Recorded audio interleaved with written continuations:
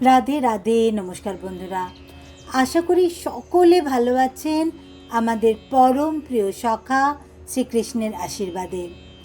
আজকে কথা শ্রীকৃষ্ণগীতে শোনাবো এক অন্য রকমের কাহিনী। আজ অফিস থেকে বেরোনোর সময় ধ্রুবের মাথাটা বেশ ভারী হয়ে আছে। প্রমোশনের লিস্ট বেরিয়েছে, কিন্তু তার নাম নেই। সবচেয়ে কষ্টের ব্যাপার, তার বানানো প্রেজেন্টেশনে আরেক সহকর্মী নিজের বলে বসের সামনে তুলে ধরেছে। মনের ভেতরে আগুন জ্বললেও ধ্রুব কিছুই বলেনি, বলতে গিয়েও থেমে গেছে। রাস্তার ধারে বাস স্ট্যান্ডে দাঁড়িয়েই ধ্রুব মনে মনে বলল, মানুষ কতটা অন্যায় করলে বলা যায় আর না, আর সহ্য করতে পারছি না। তার ভেতরে রাগ, হতাশা, অবিশ্বাস সব একসাথে চেপে বসেছে। আকাশও যেন আজ তার মতোই ভারী। সেই সময় এক বৃদ্ধ তার পাশ দিয়ে হেঁটে যেতে গিয়ে ধ্রুবের হালকা ধাক্কা লাগলো। ধ্রুব চেঁচিয়ে উঠতেই যাচ্ছিল, কিন্তু ঠিক তখনই মাটিতে কিছু একটা পড়ে যাওয়ার শব্দ এলো। একটি ছোট্ট, পুরানো কিন্তু দীপ্তিময় শ্রীকৃষ্ণের মূর্তি। মাটিতে পড়তেই সেই বৃদ্ধ ব্যক্তি তড়িঘড়ি হাঁটু গেড়ে বসে দুহাতে মূর্তিটা বুকের সঙ্গে চেপে ধরলেন।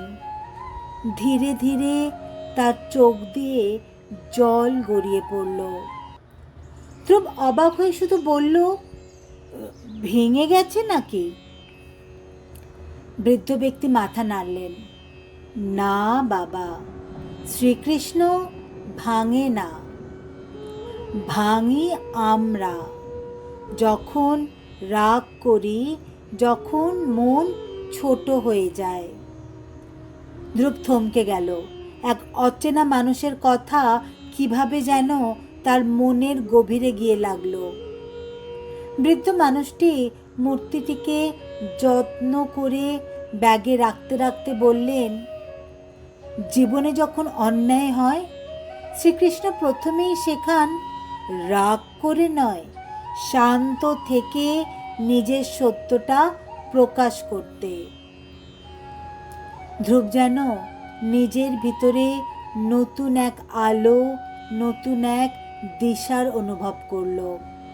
সে জানতো বৃদ্ধ ব্যক্তি তাকে উপদেশ দিচ্ছেন না, শ্রীকৃষ্ণ যেন স্বয়ং তার কাছে এই মুহূর্তটা পাঠিয়েছেন।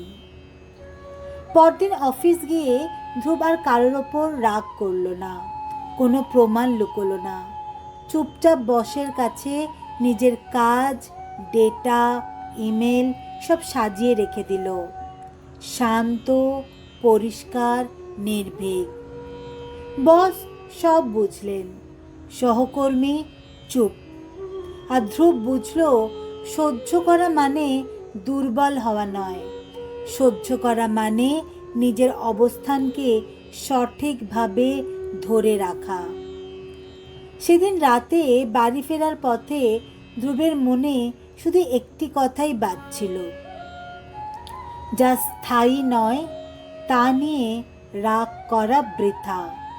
কিন্তু যে সহনশীলতা আমরা ধরে রাখি, সেটাই শ্রীকৃষ্ণের প্রকৃত শক্তি। As Shrikrishna said, tolerance is the only keyword till the right time arrives. আজ এই পর্যন্তই তাহলে বন্ধুরা। এইরকম আরও এমন শ্রীকৃষ্ণের অন্তরছোঁয়া গল্প পেতে লাইক, শেয়ার এবং সাবস্ক্রাইব করুন কথা শ্রীকৃষ্ণ কি, যেখানে কৃষ্ণবাণী কথা বলে आधुनिक জীবনের ভেতর দিয়ে।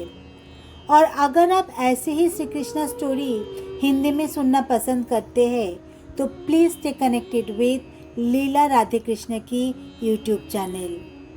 भगवान श्रीकृष्ण আপনাদের সকলের জীবনে আলো, শক্তি ও ভালোবাসা দান করুন, এই প্রার্থনাই জানাই। সবাই ভালো থাকবেন, সুস্থ থাকবেন। নমস্কার। জয় শ্রীকৃষ্ণ।